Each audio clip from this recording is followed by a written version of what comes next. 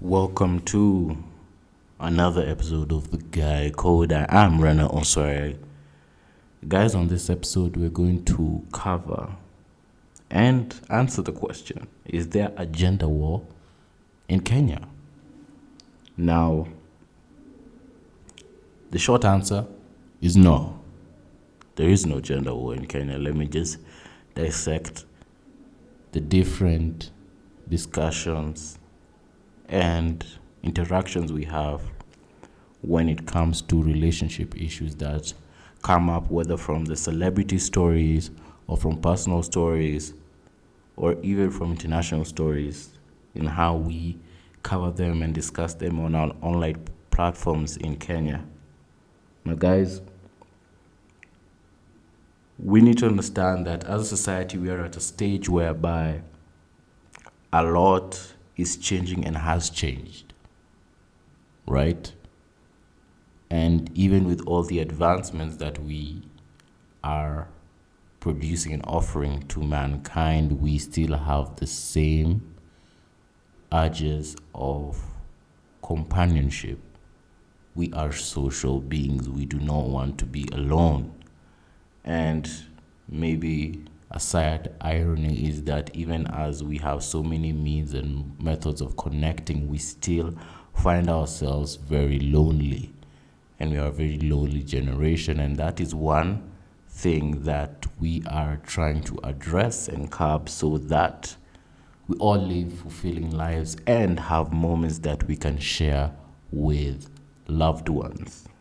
Now, guys, what is currently happening through all these discussions and debates and engagements on different relationships topics on social media and the like is that we are trying to figure out how do we achieve our ideal picture of a successful society, which starts in the home. How do we achieve successful homes? How do we achieve the goal of having spaces where each one of us in this community and society that we live in have a place and people who care for them and willing to make them feel competent,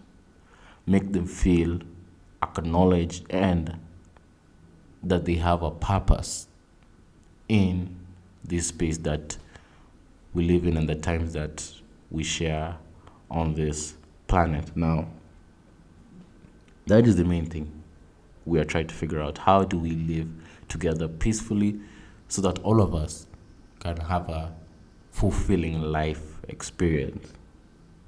So what we are dealing with right now, both men and women, is a stage and an era whereby with all the roles that we grew up listening and looking up to, where the man is protecting and providing and the woman is nurturing, the space we have created and successfully done so is whereby both of us can achieve the primary role of protecting and providing, So it's not only an exclusive privilege or, capability for the man. Also, the ladies are earning quite well and they're able to live and sustain themselves. We have created that society. We've also created a society where there are laws that promote and propagate equality and equity between the sexes, equity between across demographics.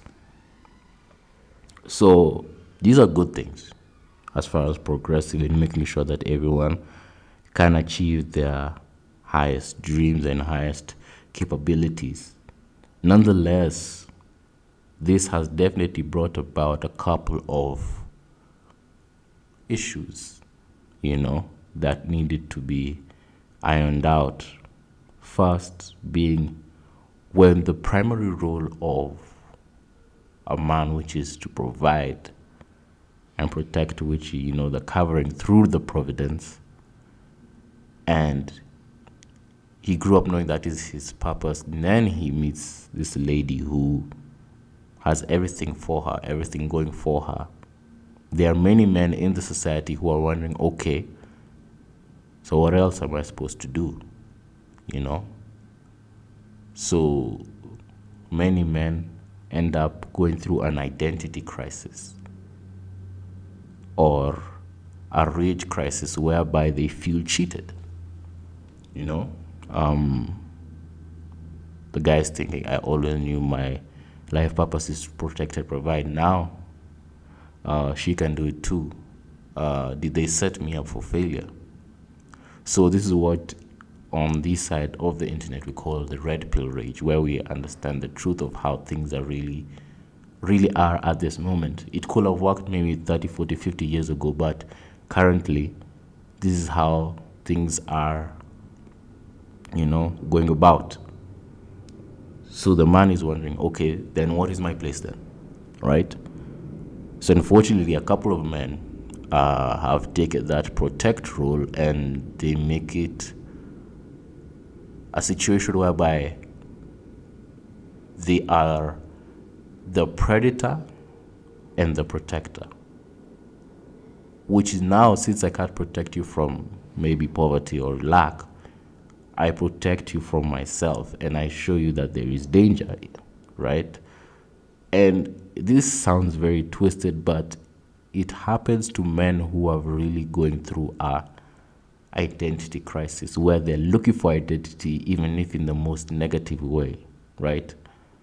So they try and bring fear into the equation that now you need my covering because there's a dark side of me that you do not want to see. So you have to align, And this is whereby all these gender violence, these domestic violence cases start cropping up ever so often. All right? And when this happens, there's that breakdown of the family. Now let's see it from the lady's point of view. The lady, maybe we're in the second, third generation whereby women have full rights to go after their dreams completely just like us men have, allegedly have always had that privilege to do so. So these women are empowered. They're financially empowered. They can do whatever they want. So what do they do with this power? Well, they do anything. They explore. They make the choices that they want, Now they want freedom of choice in every aspect, including some that are morally controversial. I think we have definitely covered this subject when we were talking about abortion. However, these women still instinctively want a man to take care of them now. They have the full authority, full autonomy, right? Thanks to the progressive society that we're living in. But they want the man to still have the full responsibility. Full responsibility. They take care of everything, but she still keeps her own autonomy, right? So the man has the responsibility, she has the full autonomy, so the man is somehow a slave in the society that he built. And now there's that frustration now, right? Whereby there's a group of women who decide, since we have this freedom, let's exploit it. How? Through the court systems, where they exploit these men, they exploit their baby daddies and men who, they sire kids with for the maximum amount of value. And this is happening across the board, whether in the East or the West. It started the West, but it is slowly gaining prominence on this side of the world as well. So what do? We have to talk about it. We have to discuss it. And even for those who are wondering where's their podcast every other, day coming up to talk about relationship issues, because our society as a whole really banks on these conversations. and dealing with these issues. They need to be addressed. They just have to be. Because if we stay silent and bury our hands in the sand, our next generation coming after us has no hope. So that's why we're having these conversations. We're not having a gender war. We are having